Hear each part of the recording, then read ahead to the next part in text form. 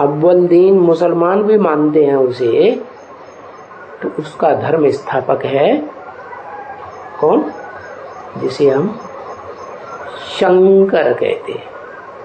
सिर्फ शंकर कहें कि शिव शंकर कहें, देवी देवता सनातन धर्म का स्थापक है। क्या कहें? दो कहें, शिव शंकर कहें, तभी देवी देवता धर्म स्थापन होता है। अच्छा, शंकर कहें तो नहीं स्थापन होता, उसमें शंकर में शिव नहीं होता। फिर जो शंकर में शिव है तो फिर अकेला शंकर क्यों कहें? है इसलिए कहें कि शंकर भी अपने स्वरूप में स्थित नहीं होता। शुरुआत में जब संपूर्ण रूप से बिंदु बन जाए तब कहेंगे योगी। इसलिए तो गीता में लिखा है, नहीं असन्यस्त संकल्प योगी भवति कश्चन। जिसने अपने संकल्पों का पूरा त्याग नहीं किया है वो योगी नहीं हो सकता। जैसे दुनिया में योगी होते हैं ना, सन्यासी लोग होते हैं, कहते हैं हम योगी हैं, घर बार तो छोड़ देते हैं, जमीन जायदाद छोड़ देते हैं, प्रॉपर्टी छोड़ देते हैं, लेकिन फिर उनको याद आती रहती है कि नहीं? है घर बार, बाल बच्चे, बीवी बाल बच्चे याद आते हैं कि नहीं? याद आते हैं। तो संकल्प तो चलेंगे ना, तो कैसे योगी हुए, कैसे सन्यासी हुए? संग माने संपूर्ण, न्यासी माने त्यागी। संपूर्ण त्यागी तो नहीं हुए। और अगर संपूर्ण त्यागी कहें भी तो कहें उनका गुरु भी संपूर्ण त्यागी होना चाहिए। गुरु भी कोई ऐसे नहीं होते ऐसे द्वैतवादी दुनिया में। द्वैतवादी दुनिया ही तब कही जाती है जब दो दो धर्म, दो दो राज्य, दो दो भाषाएं, दो दो कुल, दो दो मतें चलती हैं, उसको द्वैतवादी दुनिया कहा जाता है।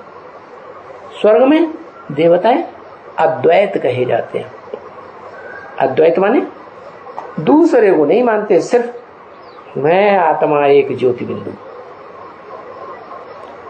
और जहां ज्योति बिंदु आत्मा है, ज्योति बिंदु की याद है, तो उसमें वो जो मुखिया है देवता धर्म का, वो भी उसमें है या नहीं है? है आत्मिक स्टेज में।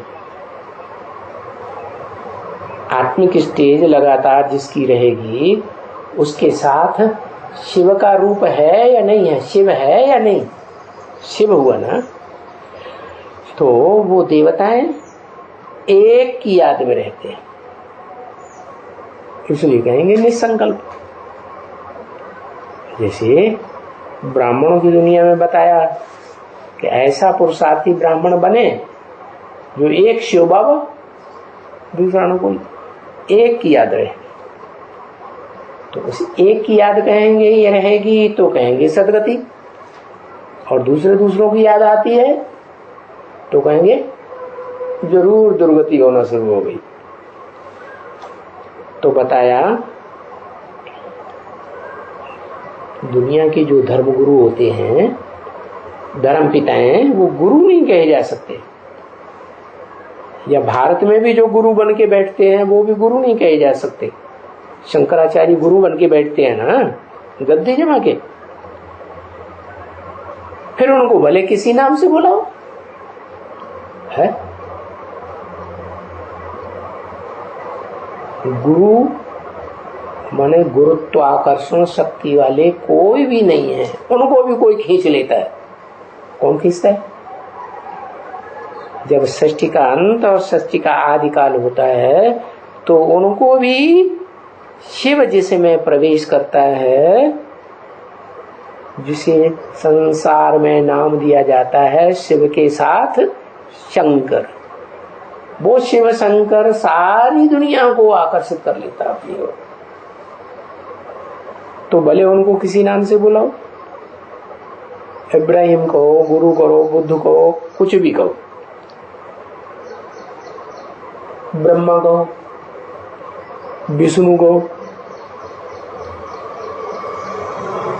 क्योंकि ब्रह्मा और विष्णु की भी मूर्तियों को स्थापन करने वाला कौन है? बनाने वाला कौन है? ऊपर उंगली उठा दी, शिव है। अच्छा, वो खुद मूर्ति है जो मूर्ति बनाएगा? मूर्ति माने साकार, खुद ही मूर्ति नहीं है तो बनाएगा कैसे? क्या वास्तव में असली रूप में जब कहें कि 3 मूर्तियां संपन्न रूप में तैयार हुई, तो तब ही कहा जाएगा जब तीनों मूर्तियों को बनाने वाला वो मूर्तिमान शंकर जो सदैव आत्मिक स्टेज में स्थिर हो जाता है, शिव स्वरूप बन जाता है, तो वो ही 3 मूर्तियों को स्थापन करने वाला त्रिमूर्ति शिव हुआ।